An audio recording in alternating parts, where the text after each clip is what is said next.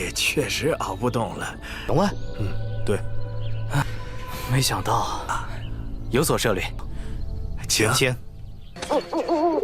刀啊！造孽呀！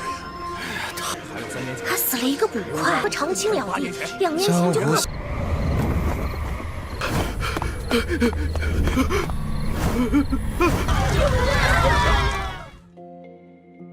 Halo semuanya, selamat datang di Ruang Film. Bagaimana kabar kalian semua? Semoga selalu sehat dan baik-baik saja. Pada hari ini kita akan melanjutkan series Chapter Assassin episode terbaru, yang mana ini adalah episode yang kelima. Namun sebelum kita mulai, lebih baik kita lihat apa saja yang telah terjadi pada minggu kemarin. Di episode lalu, Shenwen bersama Mu Xingqing harus berhadapan dengan Zhu Jing, yang menggunakan formasi yang cukup menyulitkan. Untung saja Shenwen begitu pintar, jadi kehadirannya sangatlah membantu Mu Xingqing dalam mengalahkan Zhu Jing. Sedangkan Shenwen berhasil menjadikan Liu Xingning sebagai kambing hitam dan memberikan jimat binatang Shuni kepadanya. Namun meskipun begitu, Mu Xingqing masih tak percaya dan meyakini kalau Shenwen bukanlah orang biasa. Jadi karena itulah para pengawal kerajaan diutus untuk kembali melakukan pengawasan kepadanya. Untung saja Shenwen bisa mengetahui ini semua, jadi dia yang tahu mulai berhati-hati. Sekarang kita akan melanjutkan episode terbarunya. Di episode ini kita dibawa ke malam sebelumnya, yang mana Liu Xingning terus saja melarikan diri dari kejaran Mu Xingqing, hingga ia pun berhenti karena yakin sudah tak ada lagi yang bisa mengejar dirinya. Namun sayang sekali ketika dirinya ingin kembali pergi, dia itu dihalangi oleh seorang tetua. Ia penasaran kemana Xingning akan pergi, karena jalan yang akan dirinya tuju bukanlah jalan menuju Jidao. Liu Xingning memberikan alasan kalau saat ini pengawal kerajaan sedang mengejar dirinya, jadi tak mungkin bagi dia untuk pergi kembali ke Jidao. Tetua itu tahu dari Zhu Jing kalau Xingning sudah mendapatkan jimat binatang Shuni, jadi lebih baik dia itu menunjukkan hal ini kepadanya. Sebenarnya Xingning tak mau memberikan hal itu kepadanya, namun karena takut akan ancamannya, mau tidak mau Xingning pun memberikan jimat itu kepadanya. Sontak saja tetua ini sangat senang karena akhirnya dia mendapatkan jimat binatang Shuni. 奴家正被锦衣。诸葛竟说你拿到。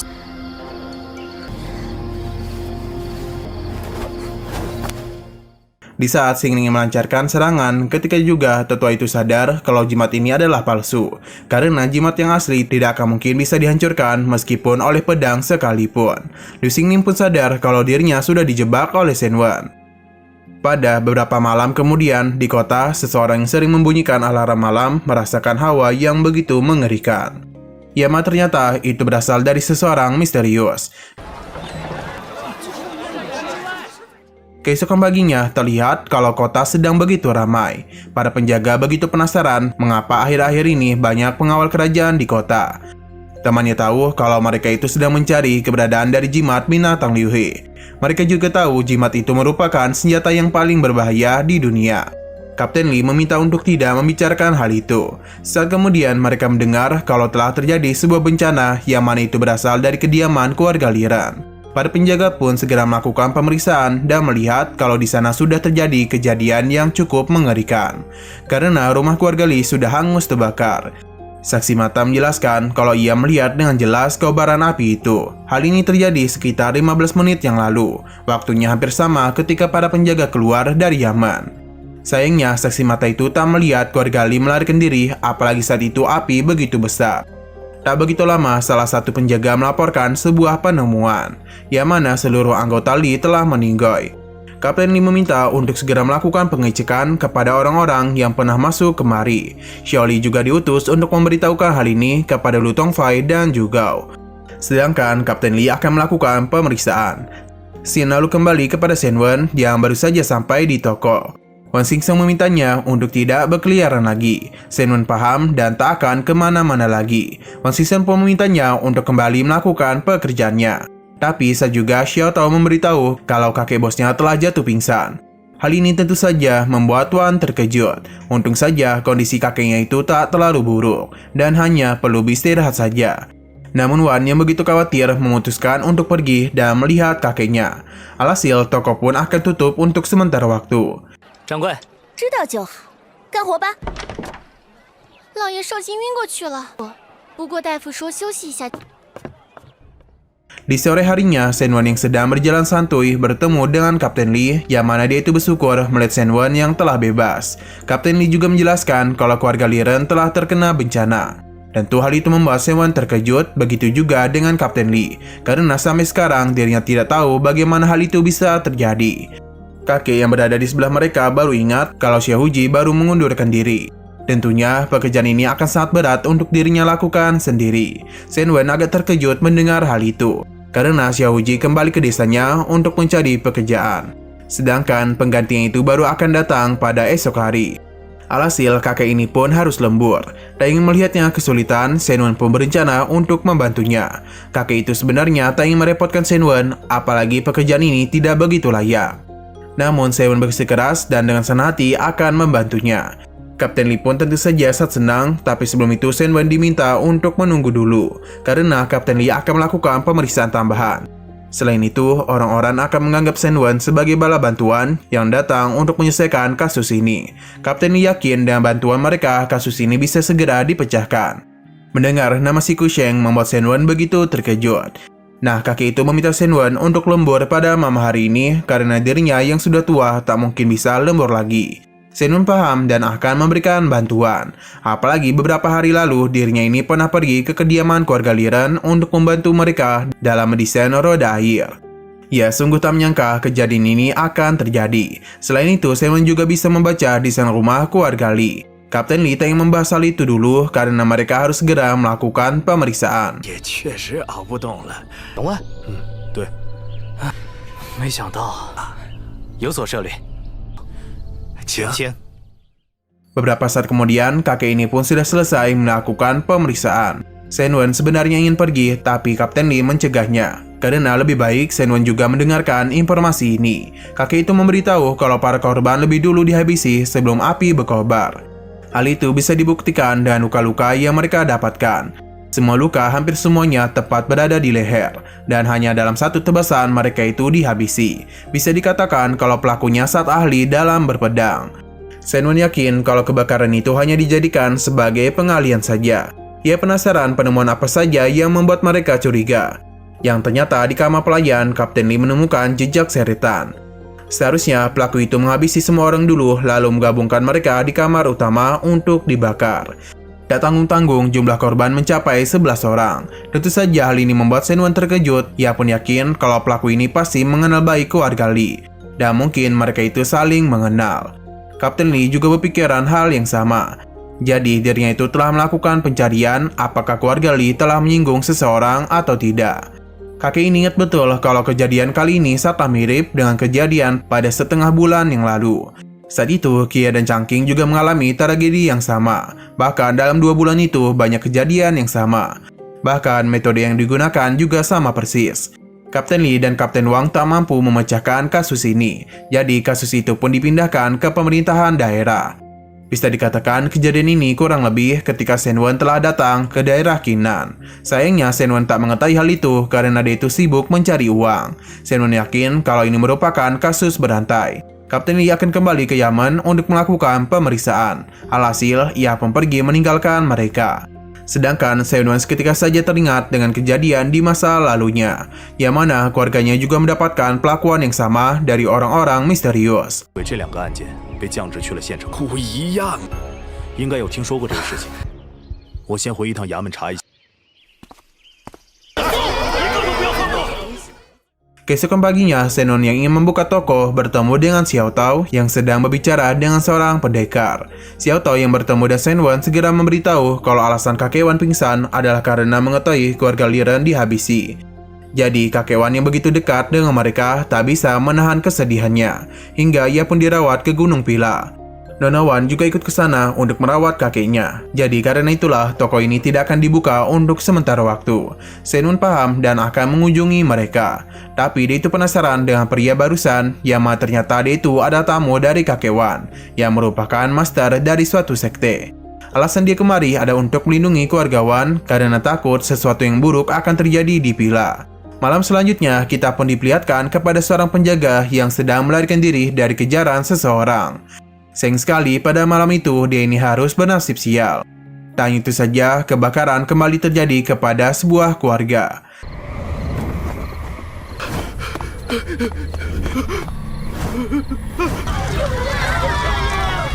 Scene kembali kepada Senwon yang sedang berlari mengejar babi yang sering mengganggu rumahnya. Di sini ia kembali bertemu dengan si kakek kalau pria pengganti di Pilai sudah tiba. Jadi Senwon tak perlu lagi membantu. Senwon paham dan dirinya itu akan pamit pergi. Namun sebelum itu, kakek ini memberikan Senwon beberapa sayuran sebagai tanda terima kasih karena telah memberikan bantuan kepadanya. Senwon begitu senang dengan pemberiannya itu. Nah, terlihat kalau para penjaga kerajaan terus saja mengawasi Senwon. Senwon yang kembali berjalan santuy melihat kerumunan yang mana sekali lagi ada keluarga besar yang diserang. Musik King yang berada di sana melihat kehadiran dari Senwon, sedangkan Seon ini melihat bekas-bekas kebakaran. Tapi perhatiannya teralihkan kepada Agu yang sedang berbicara dengan seekor merpati. Senwon memintanya untuk tidak bergaul dengan merpati itu, karena meskipun dia berkukuk, namun Agu adalah burung hantu. Agu tak mempedulikan perkataan tuannya. Orang-orang yang berkumpul di sana setelah ketakutan karena kejadian yang sama kembali terjadi. Bahkan kali ini keluarga Silah yang terkena. Mereka penasaran sebenarnya siapa dalang dibalik kejadian ini. Selain itu, ada juga salah satu petugas yang telah menjadi korban. Di sini Senwon telah kebingungan karena begitu banyak rumor yang dirinya dengar. Jadi daripada semakin bingung, ia pun memilih untuk pergi sambil membawa Agu bersamanya. Dari kejauhan, Musik King ini terus saja mengawasinya dan juga ikut pergi. Ternyata sejak tadi Senwon sudah mengetahui kehadirannya.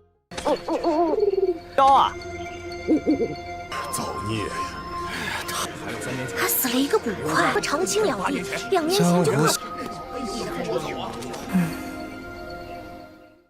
Seon berpindah kepada Yuan, yang mana dalam penyelidikan mereka di daerah Rajadi, mereka itu sama sekali tak dapat menemukan apapun. Yang mana mereka ini sepertinya telah masuk ke dalam jebakan. Apalagi nyonya dari gedung Siwei juga telah dibohongi oleh seseorang. Ketika mereka menemukannya, orang itu sudah tak bernyawa. Sedangkan Rajadi meminta kaisar mereka agar para prajurit kekaisaran tidak ikut campur dalam daerahnya. Saat kemudian Musik King pun tiba, yang mana dia penasaran dengan aktivitas Senwon selama ini. Pamannya memberitahu kalau Senwon hanya berlarian ke Yinlao dan Nijuang saja. Namun kemarin malam dia itu pergi ke Yinchu dan Machao selama 2 jam. Bahkan mereka juga sempat kehilangannya. Benda hal demikian membuat Musik King menyadari sesuatu.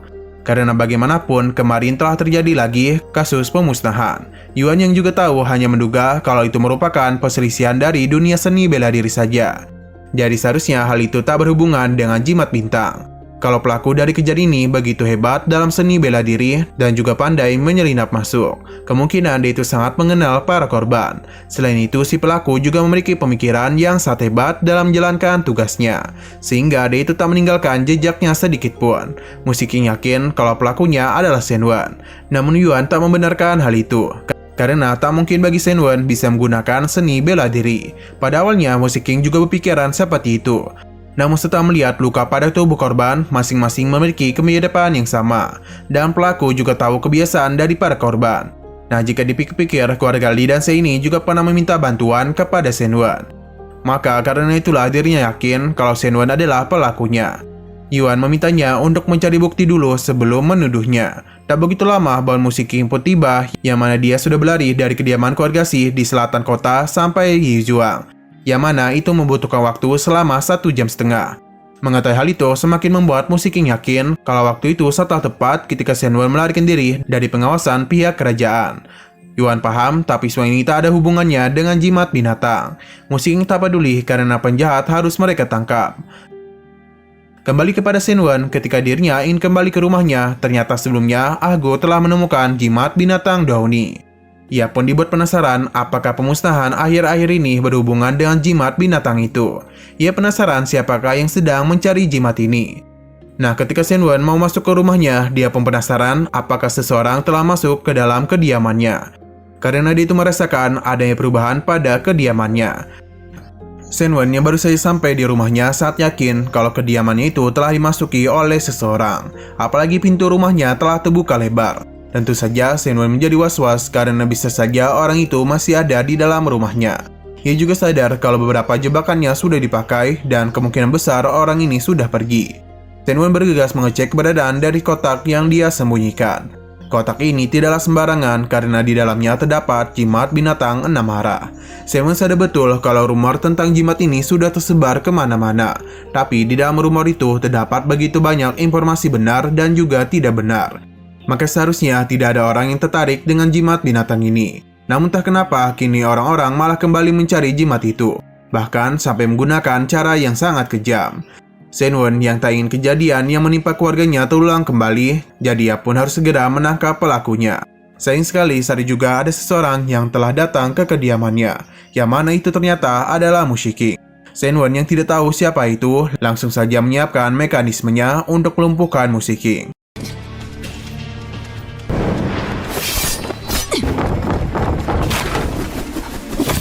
Meskipun Senwon sudah menggunakan mekanismenya, tapi semua ini masih belum bisa menumbangkan Mushiking. Alhasil Senwon berhasil dipojokkan. Di sini Mushiking memuji jebakan yang dibuat olehnya. Senwon berusaha menjelaskan kalau tadi itu ia sempat mengira ada pencuri yang datang kemari. Jadi karena itulah dia menggunakan mekanismenya. Tak ingin terus dipojokkan, Senwon pun meminta Mushiking untuk duduk dan menenangkan dirinya dulu. Tapi sejak tadi Mushiking ini terus melihatnya. Apalagi Senwon terus saja gugup seakan-akan dia sudah berbuat kejahatan. Senwon penasaran mengenai tujuan Mushiking kemari. Tak ingin membuang waktu, Mushiking langsung menanyakan alasan Senwon tinggal di tempat ini. Karena bagaimanapun dia itu bekerja dengan keluargawan. Senwon sangat gampang menjelaskan karena tempat ini sangatlah murah. Apalagi uangnya banyak kepakai ke bahan-bahan mekanismenya. Selain itu, ia juga tak mau mengganggu para tetangga ketika dirinya sedang bertukang. Mushiking bisa menerima penjelasannya. Dia kembali menanyakan alasan Senwon membantu Yanman dalam melakukan pemeriksaan kasus kebakaran.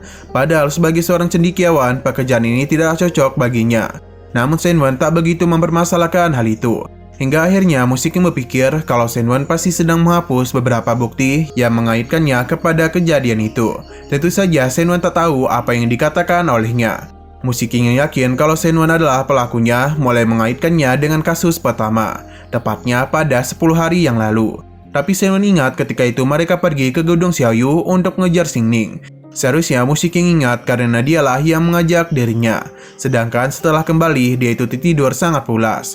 Mushiking mencoba percaya dan kembali menanyakan ketika kejadian di Yanjeng, Senwon ini pergi kemana. Senwon ingat betul kalau dirinya itu sedang berjaga di Yuzuang. Namun Xingning tak membenarkan hal itu.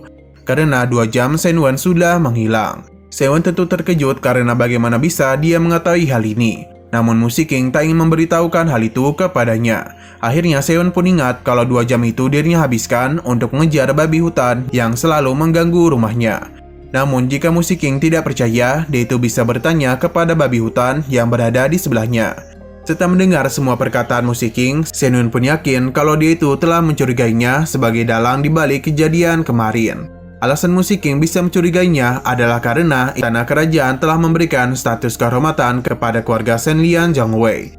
Namun dia tak menduga kalau para keturunan Senlian telah dihabisi, sedangkan Senwon juga memiliki marga bernama Shen. Jadi karena itulah ia sangat mencurigai Senwon terlibat dalam masalah ini. Tentu Senwon tidak terima karena jika dipikir-pikir tentu ini tidaklah masuk akal. Tak mau menyerah, Mushiking kembali memberikan tuduhan, yang mana ia yakin kalau tujuan Senwon kemari pasti ingin membalas dendam. Namun Senwon tak membenarkan hal itu, karena dirinya datang dari desa yang cukup jauh. Jadi bagaimana bisa nenek moyangnya memiliki hubungan dengan Senlian? Sayang sekali perkataannya itu tak didengarkan. Mushiking pun memberitahu kalau sebelum kedatangan Senwon ke kota, Kihe dan Changqiang menjadi 2 tempat pertama yang menjadi kasus pemusnahan. Teknik yang digunakan oleh si pelaku sangat sama dengan kejadian baru-baru ini.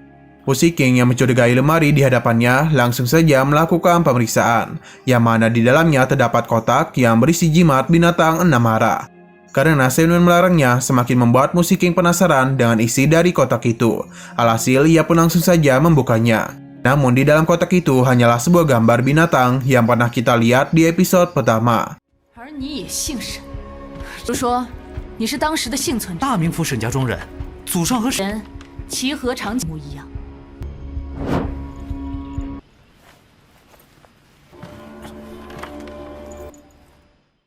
Melihat gambar itu malah membuat Mushiking menjadi kesal. Ia pun akan mengajak Senwon untuk pergi ke tempatnya. Tapi Senwon tak mau karena Mushiking tak memiliki bukti apapun, namun dia itu malah berencana untuk membawanya. Shen Wen pun menanyakan apakah Musik King hanya datang sendirian atau tidak. Dan karena sudah tahu kalau dia hanya sendirian saja, Shen Wen pun akan menggunakan satu jurus, yang mana itu adalah langkah 1000. Dalam pelariannya itu, Shen Wen yakin kalau pengawal kerajaan pasti mengetahui kejadian yang terjadi pada 8 tahun yang lalu. Jadi dia pun berencana untuk mencari celah agar bisa mendapatkan hal itu.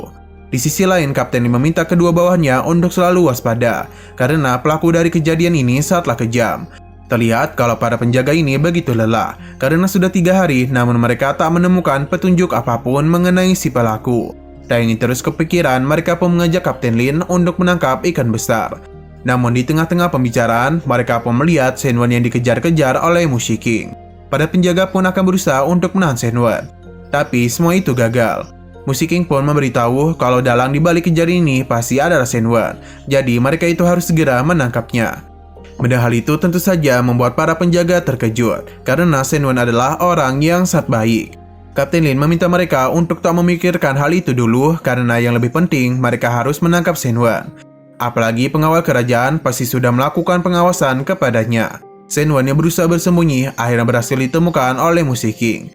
Pada akhirnya, ia pun akan dibawa pergi ke tempat pengawal kerajaan. 你带人一起搜查，要留。一位的人顶着。是。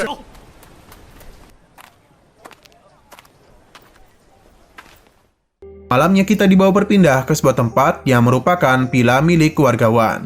Meskipun tempat ini dijaga sangat ketat, tapi ada seseorang yang berhasil masuk. Wan Xishan yang sedang santuy dikejutkan oleh kedatangan dari seorang pria misterius. Untung saja dirinya itu berhasil dilindungi oleh Shen Wen.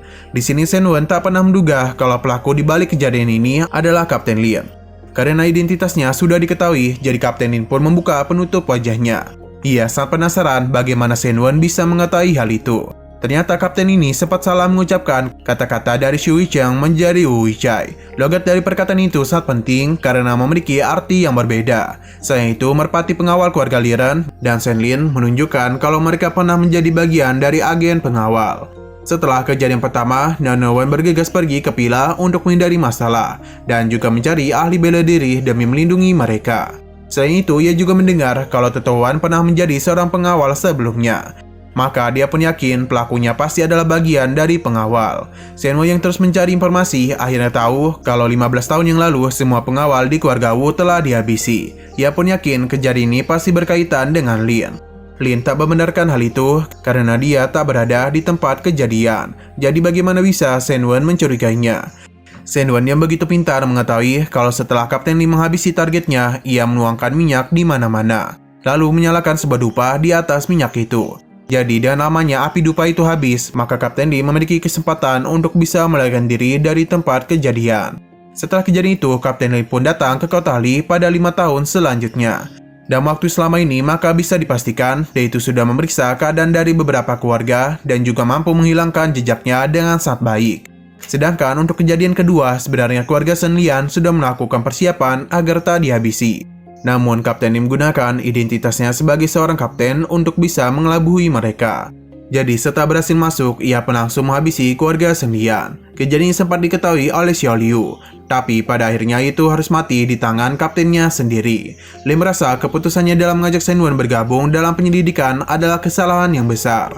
Shen Wen penasaran siapa Lin sebenarnya. Lin memberitahu kalau nama aslinya ada Hu Heng, pengawal keluarga Wu yang berhasil selamat dari pemusnahan. Padahal itu membuat Shen Wen yakin kalau kejadian di Qihe dan juga Changqiang merupakan ulah dari Wu Heng. Wu Heng membenarkan hal itu. Keluarga yang menjadi incarannya ada Tan Jin, Dang Zi, Liren, Xilun, dan yang terakhir adalah Wan Yun. Mereka ini adalah orang-orang yang pernah menjadi pengawal keluarga Wu. Namun hanya demi uang mereka itu melakukan pengkhianatan dan menghabisi keluarga Wu. Untung saja sejak kecil Wu Heng dikirim ke kota Jing. Jadi ia pun tidak menjadi korban dari kejadian mengerikan itu. Wan Xishan tak menduga kakeknya melakukan hal ini. Wu Heng tak mempermasalahkan identitasnya yang sudah terbongkar. Karena yang lebih penting, Wan Yun harus mati di tangannya. Ia minta Shen Wen untuk pergi. Tapi karena Shen Wen tak mau, alhasil Wu Heng akan menyerangnya karena tak berani menghentikan dirinya. Melihat Wan Shen yang ketakutan, jadi Shen Wen pun berusaha untuk menenangkannya. Dan juga pertarungan pun terjadi di antara mereka. 邓志、李仁、仇人，便是被你发现了也，我不想伤及无辜，谁阻止我报仇？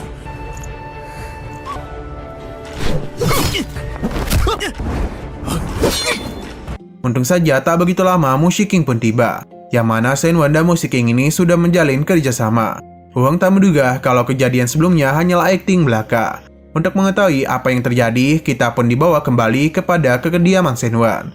Sebelum melarikan diri, Shen Wen itu ingin menunjukkan sesuatu kepada Mu Shiking. Ia memperlihatkan jimat binatang duoni. Melihat hal itu malah membuat Mu Shiking yakin kalau Shen Wen adalah pelakunya. Jadi Shen Wen pun menjelaskan kalau jimat itu dirinya temukan di sarang burung merpati keluarga Si. Kemungkinan besar pelakunya mengincar hal ini. Dia yakin kalau Mu Shiking pasti akan terkejut setelah tahu siapa pelaku yang sebenarnya. Tapi karena dia selalu menuduh dirinya, maka Mu Shiking tak bisa mencurigai orang lain. Padahal orang itu begitu dekat dengannya. Namun malah Shen Wen yang dirinya tuduh. Karena Mu Shiking juga sedang mencari jimat ini, jadi Shen Wen akan memberikannya. Namun sebelum itu, dia harus menjalin kerjasama dengan dirinya untuk menangkap seseorang. Yang mana itu adalah Kapten Lee, pelaku dari semua kejadian mengerikan ini. Setelah mendengar semua penjelasan Shen Wen, Mu Shiking pun mulai percaya kepadanya. Namun sebelum itu, dia harus mencarikannya bukti. Shen Wen paham dan buktinya akan dirinya cari. Tapi dia itu memiliki sebuah ide untuk memancing keluar Kapten Lin. Hal itu mungkin agak sulit karena Kapten Lin selalu berhati-hati, bahkan itu bisa lepas dari pengawasan Shen Wen. Jadi karena dia sudah menjalin kerjasama dengan Mu Shiking, jadi dia mulai mendapatkan ide cermelang. Yang mana ketika para pengawal dikerahkan untuk menangkap Lu Shengning, Kapten Lin memanfaatkan kejadian itu untuk langsung menghabisi keluarga Liran. Karena bagaimanapun fokus utama pada hari itu ada gedung Xiuyu. Sedangkan kasus kedua mungkin sangat mudah bagi Kapten Lee. Karena ketika itu, para penjaga diizinkan untuk keluar siang dan malam. Jadi dengan mudahnya, Kapten Lee melakukan kejahatan. Di sini, Shen Wen juga telah menyelidiki kejadian di Xihe dan juga Changqing. Hal itu semakin memperkuat dugaan Shen Wen kepada Kapten Lee. Sedangkan untuk rencana mereka, Mu Shiking itu hanya perlu mengejar dirinya. Dengan mengatakan kalau dia sudah terlibat dalam kasus kemarin. Karena jika fokus utama kembali dijauhkan, maka Kapten Lee akan melakukan tindakannya lagi. Sedangkan jika Mu Shiking langsung menangkapnya tanpa bukti yang kuat, maka bisa dipastikan Kapten Lee akan menjadi semakin waspada. Saya juga Shen Wen pun memulai rencananya. Kapten Lee tak menduga kalau Mu Shiking akan terlibat dalam rencana balas dendamnya. Mu Shiking memintanya untuk diam karena mereka akan segera menangkapnya. Sayang sekali Kapten Lee masih bisa lolos, tapi tentunya Mu Shiking tak akan melepaskannya begitu saja. Di sini Wan Xiseng begitu senang karena Shen Wen bisa melindunginya. Shen Wen memintanya untuk segera masuk karena lebih baik dia itu bersembunyi dulu. Sedangkan untuk dirinya, dia ini akan melakukan pengejaran.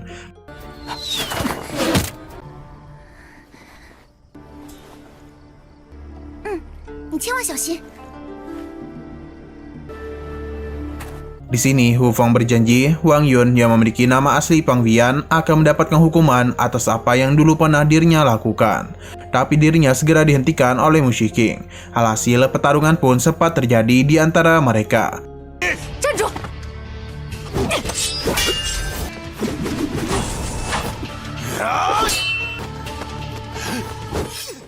Dalam pertarungan itu, Hu Heng sama sekali tidak kesulitan untuk menghadapi Mu Shiking. Padahal Mu Shiking itu menggunakan dua senjata sekaligus.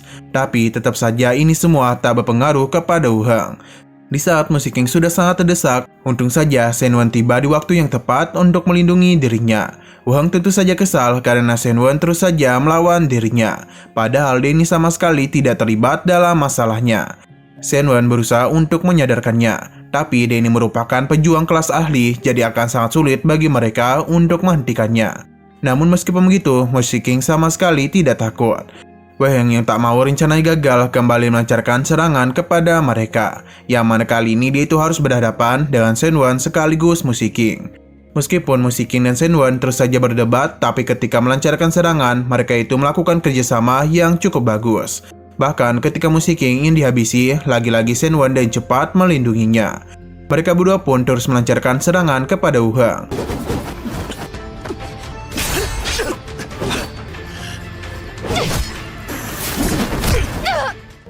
Meskipun Mu Shiking berhasil melukainya, namun semua itu tak membuat Hu Heng menyerah. Dan malahan Mu Shiking lah yang harus terkena serangannya. Melihat dirinya yang berada dalam bahaya, Shen Wen berusaha untuk menyelamatkannya. Sedangkan Hu Heng memanfaatkan hal itu untuk pergi menemui Feng Bin, karena dia itu harus membayar perbuatannya di masa lalu. Shen Wen tak bisa menghentikan kepergiannya karena dia itu disibukkan untuk mengangkat Mu Shiqing. Sedangkan Mu Shiqing sendiri secara perlahan mulai kehilangan kesadarannya. Di sisi lain, Huan Xiseng dikejutkan oleh suara dari Shen Wen, yang mana dia itu telah membawa Mu Shiqing yang terluka untuk diletakkan di sini dulu. Untung saja kondisinya itu tak parah dan hanya perlu beristirahat saja. Shen Wen meminta Huan Xiseng untuk menjaganya, sedangkan dirinya pergi untuk mengejar Kapten Lin. Huan Xiseng paham dan memintanya untuk selalu berhati-hati. Di sisi lain bisa terlihat kalau para pengawal yang menjaga Fang Bin semuanya telah berhasil dihabisi oleh Wu Heng. Tanpa basa-basi, ia pun segera masuk ke dalam kediaman Fang Bin. Ia cukup terkejut melihat Kapten Li yang ternyata adalah pelaku dari kejadian ini. Fang Bin juga tak tahu bagaimana dia bisa tahu tentang nama aslinya.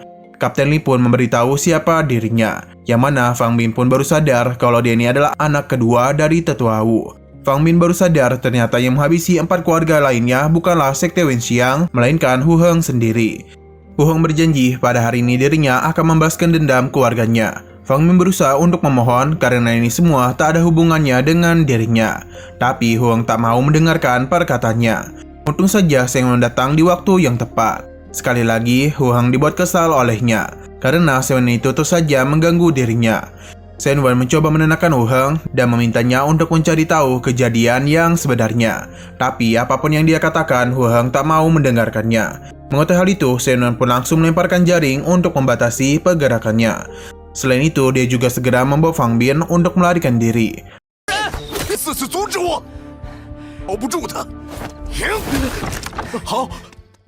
Di tengah pelarian itu, Fang Bin ini sudah mencapai batasnya. Sebelum lari maraton lagi, dia itu berterima kasih kepada Shen Wen karena telah memberikan bantuan kepadanya. Namun sepertinya dia itu terlalu cepat berterima kasih karena Kapten Li masih melakukan pengejaran kepada mereka. Di sini Shen Wen penasaran mengapa hal ini bisa terjadi. Fang Bin berencana untuk melarikan diri saja, tapi tentunya Shen Wen merasa itu semua hanya sia-sia saja. Ia juga yakin kalau Fang Bin sebenarnya tahu tentang hal ini. Ketika keluarga Li dimusnahkan, maka selanjutnya pasti adalah keluarga Wan. Jadi mengapa dia itu tak melaporkan hal ini kepada para petugas? Sayangnya Fang Bin tak memberikan jawaban. Shen Wen mencoba mencari tahu mengenai alasan keluarga Xi dan Shen yang tak mau memberitahukan hal itu kepada para petugas. Padahal mereka tahu sedang diincar. Andai saja hal ini dilaporkan lebih awal, maka ketua Lin pasti lebih dulu ditangkap. Meskipun Fang Bin mengatasnamakan ini adalah masalah dunia bela diri, tapi Shen Wen sama sekali tidak percaya. Apalagi tadi dia itu mengatakan tentang Sekte Wenxiang. Apakah mereka itu juga terlibat dalam pemusnahan? Tapi dia dengar dari Kapten Li, tujuan mereka menghabisi keluarga Wu hanya karena sedikit uang saja. Ketika Fang Bin ingin menjelaskan kejadian yang sebenarnya, Wu Heng pun tiba dan langsung melancarkan serangan. Tapi sekali lagi Shen Wen berhasil melindunginya. Di sini Fang Bin sudah tak bisa melarikan diri lagi karena dia sudah sangat kelelahan. Ia berusaha menjelaskan kalau dirinya sama sekali tidak bersalah. Tapi Wu Heng tak percaya. Karena dia yakin kalau harta keluarga Wang sekarang merupakan uang yang dirinya terima ketika menghabisi keluarga Wu. Fang Bin mudah memberitahu kalau kekayaannya berasal dari tuan muda kedua dan tidak berhubungan dengan masalah waktu itu. Karena Shen Wen tak tahu apa-apa, jadi Wu Heng memberitahu kalau Fang Bin merupakan salah satu pengawal keluarga Wu. Tapi ketika dalam perjalanan mereka menemukan beberapa penjaga yang mencuri uang. Ketika situasi tidak baik-baik saja, mereka itu memanfaatkan situasi ini untuk membawa uang itu dari para penjabat. Fang Bin memberitahu bahwa alasannya terlibat karena dipaksa oleh para pengawal yang lain. Bahkan ia sama sekali tak berani menyentuh uang-uang itu lagi. Shen Wen mulai paham, jadi karena itulah Sekte Wenxiang melakukan penyerangan kepada keluarga Wu. Karena telah menduga kalau uang mereka telah diambil oleh keluarga Wu. Wu Heng sama sekali tidak percaya dengan ucapan Fang Bin. Karena sudah sangat jelas kalau para pengawal lainnya sengaja mengambil uang-uang itu. Di sini Shen Wen sepertinya tahu kalau Sekte Wenxiang sepertinya sedang mengincar jimat binatang Donyu. Kemungkinan besar Lo Xingling adalah orang dari Sekte Wenxiang. Fang Bin menjelaskan kalau setelah kejadian itu banyak para pengawal yang memilih untuk keluar agar bisa terhindar dari masalah. Wu Heng tak ingin mendengarkan bacotannya lagi dan langsung saja melancarkan serangan. Untung saja ada Shen Wen yang bisa melindunginya. Ia pun akhirnya sadar kalau alasan Fang Bin tak memberitahukan kejadian ini adalah karena menyangkut uang para penjabat. Sebenarnya Fang Bin itu tak mengambil uang ini, hanya saja saat itu dia berada di tempat kejadian, maka bisa saja namanya juga ikut terbawa. Shen Wen merasa kalau Fang Bin sama saja dengan para pencuri lainnya yang tak mau melaporkan hal itu. Karena Shen Wen sudah tahu kejadiannya, Hu Hong pun memintanya untuk menyingkir. Tapi Shen Wen tidak mau. Ia pun menjelaskan kalau tujuan Sekte Wenxiang menyerang mereka bukan karena uang, melainkan jimat binatang Daoniu.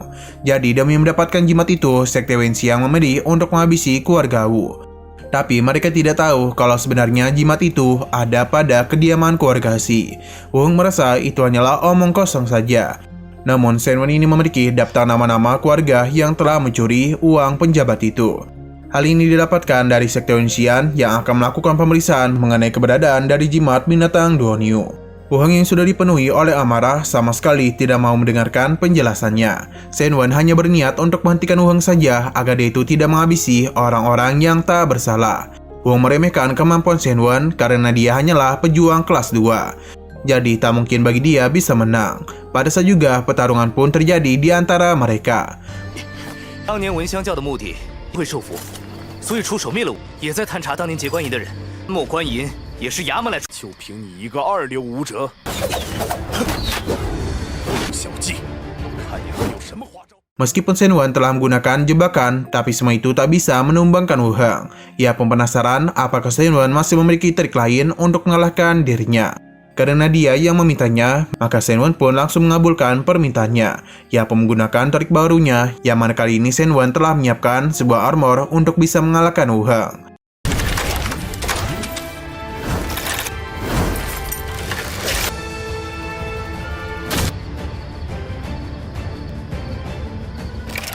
Meskipun Shen Wen sudah layaknya Jilong skin biasa, tapi semua itu tak membuat Wu Hong takut dan langsung saja melancarkan serangan kepadanya. Namun apapun yang dirinya lakukan, semua itu tak mempan kepada armor Shen Wen. Bahkan pedangnya dengan mudah dihancurkan oleh Shen Wen. Tak mau menyerah begitu saja, Wu Hong kembali melancarkan serangan kepadanya. Meskipun ledakan ini cukup besar, tapi semua itu sama sekali tak berguna di hadapan Shen Wen. Kini giliran dialah yang akan menyerang Wu Hong. Hanya dalam satu kali serangan saja, Shen Wen berhasil menumbangkan Wu Hong.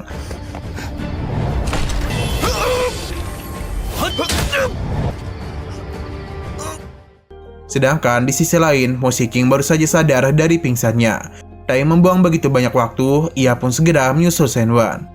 Meskipun Mo Shiqing berusaha untuk menahannya, tapi Mo Shiqing memilih untuk tetap pergi. Tak begitu lama, dia pun melihat dengan jelas kalau Shen Wen telah mengalahkan Wu Hong. Ia cukup terkejut bagaimana bisa Shen Wen melakukan hal ini. Wu Hong kembali bangkit dan dia ini merasa sangat kesal karena selain Shen Wen, Mo Shiqing juga ingin terlibat. Ia pun berusaha untuk menyerangnya. Untung saja Mu Yuan datang di waktu yang tepat untuk melindungi adik angkatnya. Lagi-lagi, Mu Yuan itu berusaha untuk memeluk Mo Shiqing. Untung saja Mo Shiqing bisa menghindar. Sedangkan Shen Wen cukup terkejut karena napas Wu Hong semakin melemah. Bisa saja dia itu segera meninggoy. Shen Wen yakin kalau kekuatan Mu Yuan pasti berada di tingkat pejuang kelas akhir. Di sini Mo Shiqing segera mendekati Shen Wen untuk meminta jimat binatang Daoni. Tapi Shen Wen tak ada niatan untuk memberikannya. Karena sebagai seorang pengrajin, dia itu juga tertarik dengan jimat ini. Maka karena itulah Shen Wen berharap bisa memberikannya satu kesempatan. Dia tahu betul kalau Yang Kudus sedang mendirikan sebuah kem rahasia di bawah yurisdiksi pengawal kerajaan. Mereka bertugas untuk meneliti mekanisme dan jimat binatang. Jadi Shen Wen ini ingin masuk ke sana. Namun Mo Shiqing menyarankan dia untuk pergi ke divisi pekerja saja. Apalagi dari Zheng secara langsung merekomendasikannya. Namun Shen Wen tak ingin pergi ke sana karena Tianjin lebih dekat. Mo Shiqing pun agak kesal karena Shen Wen malah tidak tahu diri. Mu Yuan pun segera menghentikan perselisihan mereka. Ia juga memberitahu kalau dirinya sudah menyetujui permintaan Shen Wen. Sebenarnya Mo Shiqing tak menyukai hal itu. Di sini Mu Yuan pun memperkenalkan dirinya kepada Shen Wen. Ia juga memberikan pujian kepadanya karena dengan mekanisme yang dirinya miliki, dia itu bisa mengalahkan pejuang kelas akhir. Mu Yuan bisa saja merekomendasikannya masuk ke kemah Tianji, asalkan dia itu bisa bekerja dengan baik dan dengan begitu ia yakin Shen Wen pasti bisa bergabung untuk meneliti jimat binatang. Shen Wen paham dan segera memberikan jimat itu kepadanya. Di sini Mu Yuan berusaha untuk mengagetkan Shen Wen, tapi hal itu sama sekali tidak bekerja. Mu Yuan meminta Shen Wen untuk pergi ke tempat pengawal kerajaan pada esok hari. Sedangkan urusan Wu Hong serahkan saja pada petugas karena ini merupakan kewajiban daerah Yaman. Mo Shiqing penasaran mengapa kakaknya itu dengan mudah menerimanya. Tentu Mu Yuan memiliki alasan tersendiri. Apalagi dia ini cukup tertarik dengan bakat yang dimiliki oleh Shen Wan. Meskipun kekuatannya masih jauh di bawahnya dan bakat yang dimiliki oleh Shen Wan, meskipun kekuatannya masih jauh di bawahnya. Nah, bisa terlihat kalau Shen Wan ini hanya tersenyum saja, dan kemungkinan dia itu memiliki suatu rencana. 多羡慕百货。聪明，我倒是不讨厌，脑袋想往上爬的人多了。 Keesokan paginya, kita pun langsung dibawa ke tempat pengawal kerajaan. Mu Yuan yang sedang melatih didatangi oleh bawahannya. Ia memberitahu kalau keluarga Shen dari daerah Daming memang memiliki anak bernama Shen Wan. Bahkan gambar yang dirinya berikan juga sama persis. Namun ada yang aneh karena 4 tahun yang lalu Shen Wan ini pernah jatuh ke danau dan terbawa arus, bahkan mayatnya tak ditemukan. Tapi setahun yang lalu Shen Wan kembali. Namun dia seakan-akan telah berubah menjadi orang lain. Karena dia ini menjadi lebih pintar daripada sebelumnya. Orang-orang desa menganggap Shen Wan telah dibawa oleh seorang dewa. Selain itu, Shen Wan juga menjelaskan kalau dia telah dibawa arus sampai di dalam sebuah gunung. Selama setahun dirinya berusaha untuk mencari jalan untuk pulang. Orang-orang desa juga mengatakan Shen Wan itu hampir mati, apalagi dia memiliki luka yang cukup banyak. Bawahannya bisa menjamin kalau informasi ini benar adanya, karena orang-orang mengatakan hal yang sama. Karena identitas Shen Wan tak bermasalah, jadi Mu Yuan pun mengizinkan Shen Wan untuk menjadi prajurit. Tak begitu lama, Mu Shiqing pun tiba. Yang mana ia tak menduga kalau kakaknya itu menerima Shen Wan. Tapi Mu Yuan merasa tindakannya tidak salah, karena yang dirinya rekrut adalah orang yang hebat. Mu Shiqing pun melihat kalau Shen Wan telah resmi menjadi seorang prajurit kerajaan. Melihat penampilannya malah membuat Mu Shiqing tertarik kepadanya. Tapi entah kenapa Mu Shiqing tak begitu menyukainya. Ia pun meminta pamannya untuk mengurus Shen Wan. Di saat Mu Shiqing pergi, para prajurit pun langsung pergi untuk minum teh. Di sini Paman Pu akan memperkenalkan teman-temannya, yang mana mereka bernama Liu Sheng dan Wang Hu. Mereka ini jugalah yang selalu mengikuti Shen Wan. Mulai sekarang, Shen Wan akan bergabung dalam kelompoknya. Dalam 2 hari lagi, mereka itu akan segera pergi ke kota Jing. Wang Hu begitu senang karena akhirnya mereka bisa kembali juga. Karena mereka ini tak betah di tempat itu. Setelah semua itu, mereka pun pergi untuk makan-makan. Sedangkan di malam harinya bisa terlihat kalau ada seorang asasin wanita yang sedang melakukan pencarian. Wanita ini tentunya adalah Liu Xingning. 马小七，刘小，我们就回京城了。百事勤敬些，